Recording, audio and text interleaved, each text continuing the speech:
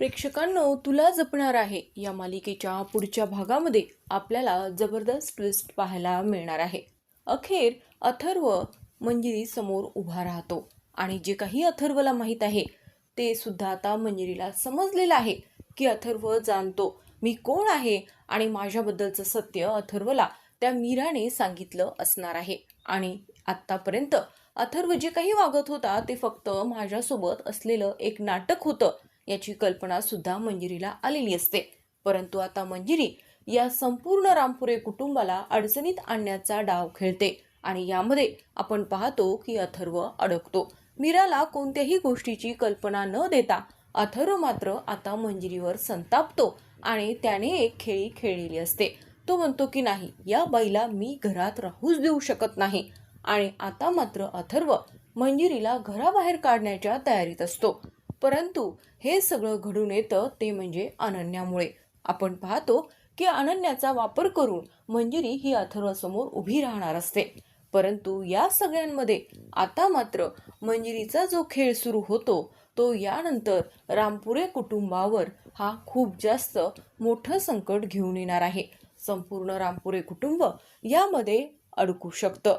आता अथर्वला ज्या गोष्टी माहीत आहेत त्या अनन्याला माहीत नाही आहेत आणि त्यामुळे अनन्या मीरासोबत वाद घालते.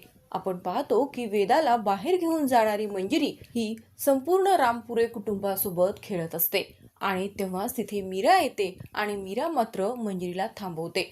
तेव्हा मात्र अनन्या म्हणते की हा तुला अधिकार कोणी दिला? वेदा ही नात आहे माझ्या आईची, माझी आई तिची आजी आहे आणि त्यामुळे तू त्या दोघींच्या प्रेमामध्ये का पडतीयस? तू स्वतःला काय समजतेस? असं म्हणत मात्र अनन्या विचारते की माझी आई ही वेदाला मारून टाकणार आहे का? तेवढ्यातच मीरा म्हणते की हो, असंच घडणार आहे. आता अनन्याला सहन होत नाही आणि अनन्या मात्र आता मीरावर हात उगारते.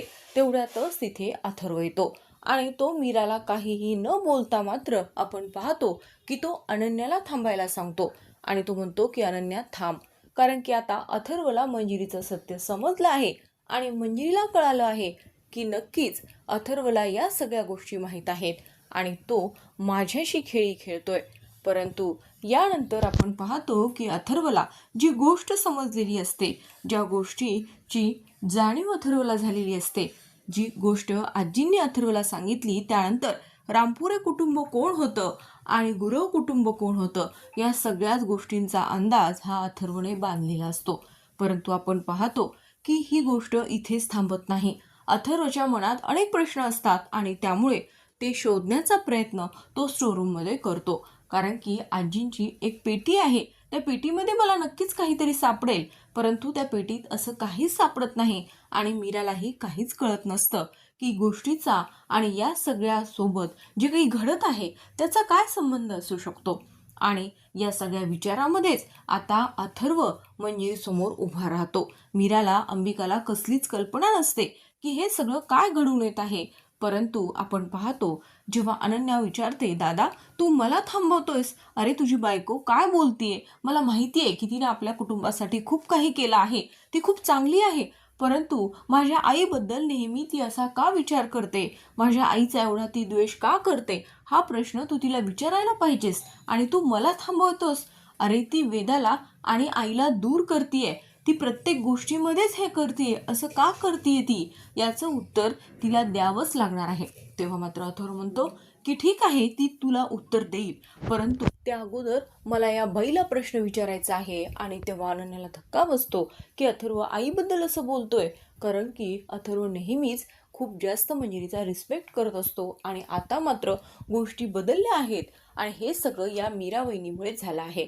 आणि तेव्हा मात्र आपण पाहतो की अथर्वला आता अनन्या सुद्धा ओरडते, दादा अरे काय बोलतोयस तू? तू सुद्धा या मीरा वहिनीचं ऐकतोयस? तुला कळत कसं नाहीये?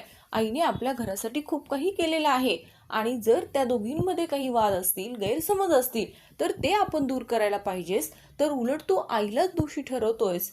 परंतु अथर्व म्हणतो, कारण अनन्या तुला सत्य माहीत नाहीये, तुला गोष्टीच माहीत नाहीयेत, इथे काय घडलंय आणि या बाईने काय केलंय. तुला माहिती आहे का, तुझे वडील आज तुझ्यासोबत नाही आहेत याचं कारण ही बाई आहे. मी माझ्या वडिलांना, माझ्या कुटुंबातील सदस्यांना गमावलंय याचं कारण ही बाई आहे आणि त्यामुळे या बाईला मी आता या घरात थांबूच देऊ शकत नाही. असं म्हणत अथर्व मात्र मंजिरीचा हात पकडतो आणि तिला घराबाहेर काढत असतो. तेव्हा मात्र मंजिरी, अरे अथर्व तू काय बोलतोयस, तू असं का कर, तू सुद्धा त्या मीराच्या बोलण्यामध्ये आला आहेस. अरे तू जराही विचार करत नाहीयेस, ती मुद्दामून असं सगळं काही करत आहे. त्यानंतर मात्र अथर्व चिडतो आणि तो म्हणतो की तुझ्या तोंडातून माझं नाव सुद्धा घेऊ नकोस. मी तुला आई मानलं, मी तुझा आदर केला, परंतु तू काय दिलंस या बदल्यामध्ये? तू माझ्या कुटुंबाला उद्ध्वस्त करायला निघालीस, माझ्या वडिलांचा खून केलायस तू. असं बोलल्यानंतर मात्र अनन्याला धक्का बसतो आणि त्यानंतर मात्र अथर्व बोलत असतो.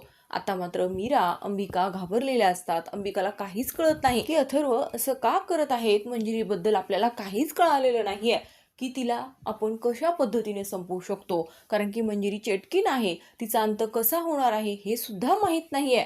तर अथर्वने आत्ताच या सगळ्या गोष्टी का सांगितलेल्या असतील.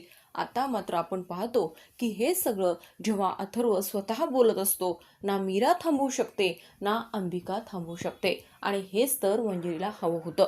परंतु मंजिरीला माहीत नव्हतं की अथर्व एवढं मोठं पाऊल उचलेल आणि तो समोरासमोर सर्वांसमोर माझ्याशी भिडेल, कारण की आता अथर्व थांबणार नाहीये. अथर्व म्हणतो, तुला आई म्हणण्याची मला लाज वाटतीये, आई म्हणून घेण्यासाठी तू लायकीची नाहीयेस आणि त्यामुळे माझ्या घरातून चालती हो आणि इथून पुढे माझ्या घरावर तुझी वाईट नजर पडता कामा नये. असं म्हणत अथर्व मंजिरीचा हात पकडतो आणि आपण पाहतो की तो तिला हाताला धरून बाहेर काढत असतो. अनन्या थांबवत असते, कारण की अनन्याला काही सत्य कळत नसतं. अनन्याला हेच वाटतं की मीरामुळे हे सगळं काही घडतंय. आता तिथे वेदा सुद्धा असते. वेदा सुद्धा घाबरते, ती सुद्धा घाबरून गेलेली असते. परंतु अथर्वचा राग एवढा अनावर झालेला असतो की अथर्व मात्र आता लगेच मंजिरीला घराबाहेर जायला सांगतो. तो स्वतःहून हात धरून मंजिरीला घराबाहेर ढकलतो आणि दरवाजा लावून घेतो. आता मात्र मंजिरी संतापते, तुझी एवढी हिंमत, तू माझ्याशी अशा पद्धतीने वागलास, आता मात्र हे संपूर्ण रामपुरे कुटुंब खाक होणार. परंतु मंजिरीला माहीत असतं की जर तिने मीराला मारलं आणि जर या सगळ्या गोष्टींचा अंत झाला तर ती कधीच चिरतरुण होऊ शकत नाही. एवढ्या वर्षाची तिची जी तपश्चर्या आहे ही मात्र कधीच पूर्ण होऊ शकत नाही. ज्या गोष्टीसाठी तिने एवढं सगळं सहन केलंय, या गोष्टीसाठी ती मार्जिरीची मंजिरी बनलेली आहे, तर यामध्ये तिचं स्वप्न पूर्ण होऊ शकत नाही याची कल्पना तिला असते. आणि त्यानंतर मात्र आपण पाहतो की मार्जरी सुद्धा मंजिरीला थांबायला सांगते, कारण की मंजिरीला एकतर संताप झालेला असतो की अथर्वने एवढं मोठं पाऊल उचललं, तिला घराबाहेर काढलं. परंतु मार्जरी सांगते, मंजिरी शांत राहा, या सगळ्यामध्ये तुझी चूक आहे, तू या गोष्टी कधी समजूनच घेतल्या नाहीस. तू त्या अथर्वावर विश्वास ठेवलास, परंतु तुला कधीच कळलं नाही की अथर्व हे सगळं नाटक करत होता. त्या मीराने अथर्वचा विश्वास जिंकलेला आहे, त्यामुळे तू इथे काहीच करू शकत नाहीयेस. आणि जर तू या घराला आग लावलीस, कारण की मंजिरीला असं वाटत असतं की आता संपूर्ण कुटुंबाला या घराला आग लावावी, परंतु मार्जरी मात्र मंजिरीला थांबवते. ती म्हणते, या आगीसोबत तुझं स्वप्न सुद्धा भस्म होऊ शकतं, तू कधीच चिरतरुण होऊ शकणार नाहीयेस, कारण की त्या घरामध्ये मीरा आहे आणि अथर्व आहे आणि अथर्व आणि मीरा या दोघांचं मूल हे मात्र तुझं चिरतरुण होण्याचं स्वप्न पूर्ण करू शकतं. एक पाऊल पुढे तू आहेस, त्यामुळे पुढे काय करायचे याचा विचार कर आणि इथून लवकरात लवकर मला भेटायला ये, असं मात्र मार्जरी मंजिरीला सांगते. कारण की मंजिरीला हार मानायची नाहीये, तिला काहीही करून चिरतरुण होण्याचं स्वप्न तिचं पूर्ण करायचं आहे आणि ती एक पाऊलच मागे आहे असं तिला वाटतं. जेव्हा मीरा आणि अथर्व बाळाला जन्म देतील, त्यानंतर माझं स्वप्न पूर्ण होईल आणि तेव्हा मात्र मी चिरतरुण राहील, असं मात्र मंजिरीला वाटत असतं. इतक्या वर्षाची तपश्चर्या तिची अपूर्ण राहील आणि हे मात्र मंजिरीच्या लक्षात येतं आणि मंजिरी मात्र मार्जरीला भेटायला जाते. परंतु घरामध्ये जो काही वाद अनन्या आणि अथर्वचा होतो, त्यानंतर मात्र अथर्व अनन्याला मंजिरीचं हे सगळं रूप आणि मंजिरी कोण आहे या सगळ्या गोष्टी समजावून सांगू शकेल की नाही हे पाहणे इंटरेस्टिंग आहे. आणि त्याचबरोबर अनन्या सुद्धा या सगळ्या गोष्टींवर, अथर्वच्या बोलण्यावर, मीराच्या बोलण्यावर विश्वास ठेवू शकेल की नाही हे सुद्धा आपल्याला पुढील भागात पाहायला मिळणार आहे.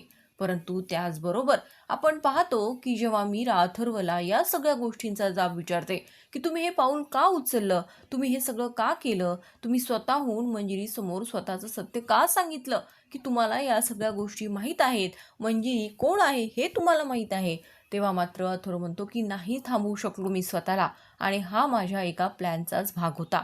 कारण की मला माहिती आहे तू मला कधीच असं करू दिलं नसतं. मंजिरीचं हे सगळं रूप मला जेव्हापासनं समजलं तेव्हापासनं मला हेच करायचं होतं आणि मी ते आज केलं आहे आणि हा भाग माझ्या प्लॅनचा होता, असं मात्र आपण पाहतो की अथर्व मीराला सांगत असतो. परंतु मीरा म्हणते नाही अथर्व, तुम्ही चुकला आहात, कारण की आता ती मंजिरी काहीही करू शकते, कारण की ती मनुष्य नाही आहे. आणि तेव्हा मात्र अथर्व म्हणतो की हो माहिती आहे की ती मनुष्य नाही आहे, मग पुढे काय. तेव्हा मात्र मीरा सांगते की ती एक चेटकीण आहे आणि ती काहीही करू शकते, त्यामुळे आपण असं करायला नको होतं, तुम्ही स्वतःहून तिच्यासमोर यायला नको होतं आणि तिला कधीच समजायला नको होतं की तुम्हाला सत्य माहीत आहे. आणि आता मात्र अथर्व सुद्धा घाबरतो, कारण की जर मंजिरी चेटकीण आहे तर ती बरंच काही करू शकते याची कल्पना मात्र आता अथर्वला आलेली असते. अनन्या तर पूर्णपणे गोंधळून गेलेली आहे आणि तिलाही कळत नसतं दादा आणि मीराबाईंनी काय बोलत आहेत. तर मित्रांनो, आता अंबिका आणि मीरा समोर जे असलेलं आव्हान आहे त्या आव्हानाला मीरा अंबिका उत्तर देऊ शकतील का? अथर्वने केलेली चूक ही रामपुरे कुटुंबाला अडचणीत टाकणार की मीरा आणि अंबिकाला पुढचा मार्ग सापडणार, हे पाहणे इंटरेस्टिंग होणार आहे. तर प्रेक्षकांनो, तुला जपणार आहे ही मालिका पाहण्यासाठी चॅनलला सबस्क्राईब करा. या मालिकेच्या अपडेटसाठी चॅनलला सबस्क्राईब करा. व्हिडिओ आवडला असेल तर व्हिडिओला लाईक आणि शेअर करायला मात्र विसरू नका.